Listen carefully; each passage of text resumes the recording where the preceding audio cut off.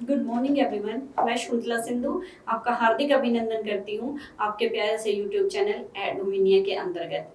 तो आज हम अपनी वीडियो के माध्यम से एक अध्याय लेकर आए हैं आपके सामने कक्षा 10th से स्टेज भाग 2 के अंतर्गत कक्षा 10th से गद्य खंड से लखनवी अंदाज।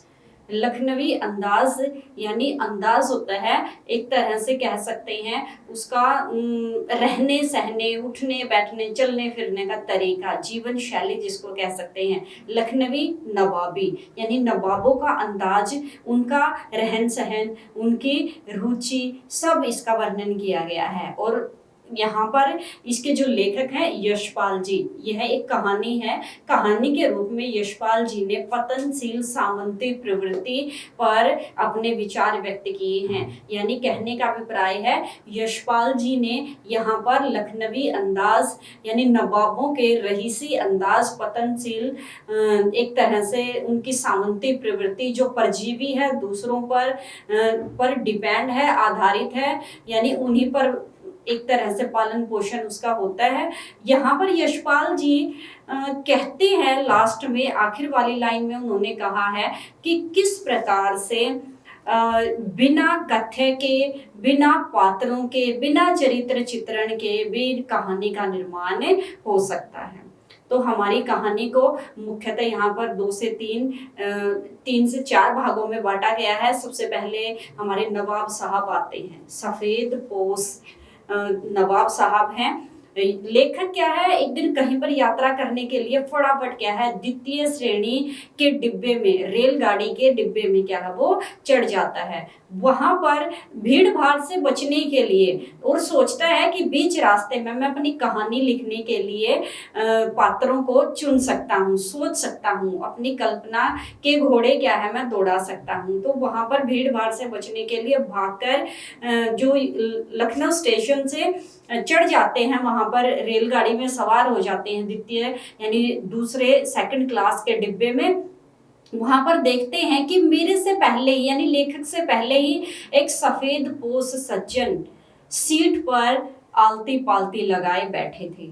नवाबी नस्ल का व्यक्ति है, वो वहां पर बैठा हुआ था। जैसे ही लेखक डिब्बे में चढ़ता है यानी यशपाल जी डिब्बे में चढ़ते हैं, तो जो लखनवी अंदाज सफेद पोश सज्जन है, सफेद पोश भद्र पुरुष, तो उनको देखकर अनदेखा कर देते हैं। तो लेखक को यह बात बड़ी अखरती है, लेकिन फिर भी अपना आत्म सम्मान बचाए रखने के लिए उनसे नजरें चुराकर वो भी सामने वाली बर्थ पर, सामने वाली सीट पर जाकर बैठ जाते हैं।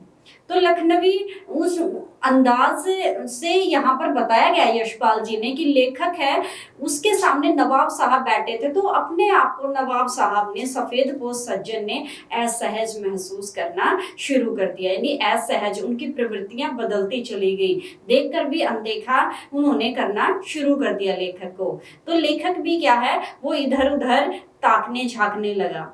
लेकिन उसके थोड़ी ही देर बाद सफेद पोश सज्जन ने अपनी जो सीट के नीचे से एक डिब्बा निकाला और उस डिब्बे में से, डिब्बे को ऊपर रखा, 2 खीरे जो बालम किस्म के खीरे थे, जो बड़े शकील, बड़े लजीले और रस भरे होते हैं, उन 2 खीरों को निकाला और उस डिब्बे से भरे हुए, जो डिब्बे में पानी भरा था, उनसे खूब अच्छे से उनको धोया। धोने के बाद जो तौलिया है उसको बिछाया सीट पर और उन खीरों को तौलिए के ऊपर रखा, उनको रगड़ा और रगड़कर बहुत अच्छे से साफ किया और नमक मिर्च निकालकर उस पर बुरकना शुरू कर दिया और नमक मिर्च लगाकर उसको बुरका उस पे। तो लेखक और उनकी जो मुंह में पानी आ गया। तो यहाँ पर बताया गया है, लेखक कहता है आगे क्या होता है, यानी यशपाल जी कहते हैं कि उन खीरों को नवाब साहब ने बड़ी तन्मयता, बड़ी लगन से, बड़ी मेहनत से छीला और छीलकर काट कर उनको सामने रख लिया। और मुझे देखते हुए यानी यशपाल को देखते हुए उन्होंने जाने अनजाने में अपनी लज्जा को भंग करते हुए, अपनी मान मर्यादा को दूर रखते हुए, अपने अहंकार को दूर करते हुए कहा कि किबले शौक फरमाइएगा, यानी खीरे आप भी खाइएगा। तो जो यशपाल है उन्होंने अपना आत्म सम्मान बचाने के लिए, और अचानक से नवाब साहब का जो भाव परिवर्तन होता है, वह भाव परिवर्तन यशपाल जी को, कहानीकार को अच्छा नहीं लगता है और अपना आत्म सम्मान बचाने के लिए उन्होंने मना कर दिया। तो नवाब साहब को यह बात बहुत अखरी, नवाब साहब को यह बात अच्छी नहीं लगी। उन्होंने अपना मान सम्मान, अपनी प्रतिष्ठा, अपनी रहीसी बचाने के लिए खीरों की पनियाती हुई फांकों को उठाया, मुंह तक लेकर नाक से सूंघा और सूंघ सूंघ कर खिड़की से बाहर फेंक दिया। कहानीकार को, यशपाल को बड़ा आश्चर्य हुआ कि नवाब साहब ने ऐसा क्यों किया। तो न चाहते हुए भी जो नवाब साहब है उन्होंने अपने मन की बातों को, लेखक के बदलते हुए चेहरे के हाव भाव को पढ़ते हुए अपने मन की बातों को उन्होंने रखना शुरू कर दिया और कहा कि जो खीरा है वो होता तो बड़ा लजीला है, होता तो बड़ा ही अच्छा है, हमारे पेट के लिए बहुत अच्छा होता है, लेकिन शकील है, मतलब देर से पचने वाला होता है। और खीरे को एक अपदार्थ वस्तु, एक सामान्य सी वस्तु बताया है।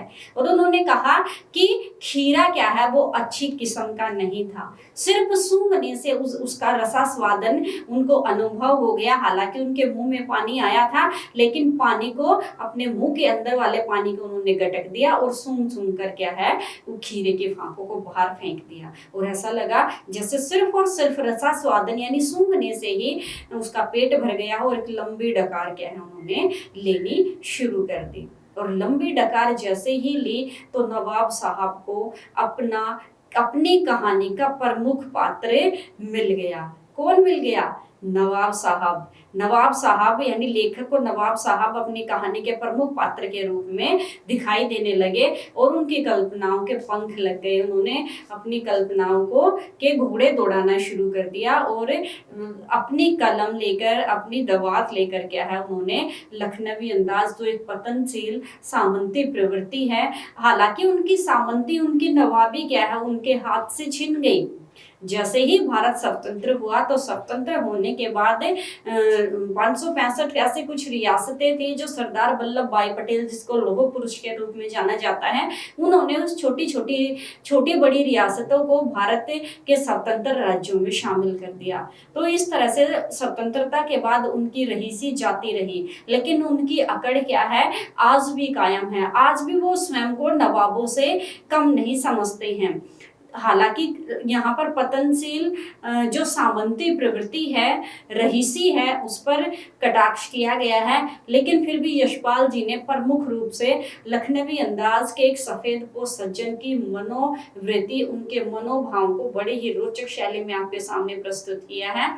और हालांकि उनके वो गरीब हो चुके हैं, कुछ उनके पास नहीं है, सिर्फ और सिर्फ सामान्य नागरिक की तरह, आम जन की तरह वह अपना जीवन यापन करते हैं, लेकिन फिर भी अपने आप के को रईस दिखाने के लिए, अपना मान सम्मान, अपनी प्रतिष्ठा को बचाने के लिए द्वितीय श्रेणी के जो क्लास का डिब्बा था उस पर उसकी यात्रा करते हैं, यानी आम लोगों की भीड़ भाड़ से अलग होकर यात्रा करना शुरू करता तो लेखक भी है, लेकिन उनकी अपनी एक मजबूरी थी, वह कहानी के पात्रों को ढूंढना चाहते थे। और नवाब साहब अपनी सामंती प्रवृत्ति, अपनी नवाबी, अपनी रहीसी का परिचय देते हैं। खीरे को असाधारण सी वस्तु बताकर सूंघ कर खिड़की से बाहर फेंक देते हैं और कहानीकार को अपनी कहानी का एक प्रमुख और बड़ा ही रोचक पात्र मिल जाता है, नवाब साहब। और लेखक सोचता है कि बिना कहानी, बिना कल्पना, बिना घटना, बिना पात्रों की भी कहानी लिखी जा सकती है। इस बात को उन्होंने स्पष्ट किया है कि हमारे मन की जो कल्पनाएं हैं, हमारे सामने जो चरित्र बैठा हुआ है, उसके अंदर कुछ खामियां हैं, कुछ खूबियां हैं, उन्हीं को मद्देनजर रखते हुए क्या है, हम अपनी कहानियों को, अपनी कल्पनाओं को क्या है वो उड़ने के लिए पंख उसको दे सकते हैं। बिना पात्रों, बिना चरित्र चित्रण, इस तरह से कहानी लिखने पर यहाँ पर कहानीकार ऋषि ने प्रकाश डाला है। नवाब प्रमुख दो विषय हैं, एक तो बिना पात्रों के चरित्र चित्रण और दूसरा है हमारा पतनशील सामंती प्रवृत्ति प्रकट, यहाँ पर प्रकाश डाला गया है यशपाल जी ने। तो ये हमारी छोटी सी कहानी थी, लखनवी अंदाज, और पाठ के लेखक का नाम है यशपाल जी। यशपाल जी ने यहाँ पर शुद्ध साहित्य की हिंदी भाषा के साथ साथ उर्दू के प्रमुख और प्रचलित शब्दों का गहराई से यहाँ पर प्रयोग किया गया है। उर्दू जो नवाब होते हैं वो उर्दू को ज्यादा बोलना उनकी जबान पर चढ़ी होती है, तो उसी भाषा शैली का ज्यादातर यहाँ पर प्रयोग किया, शब्दावली का प्रयोग किया है। तो ये हमारी कहानी थी। इससे नेक्स्ट वाली वीडियो में नेक्स्ट वाली जो हमारा कहानी है, निबंध है, जो भी है वो आपके सामने लेकर आएंगे। तब तक के लिए bye bye, have a good day.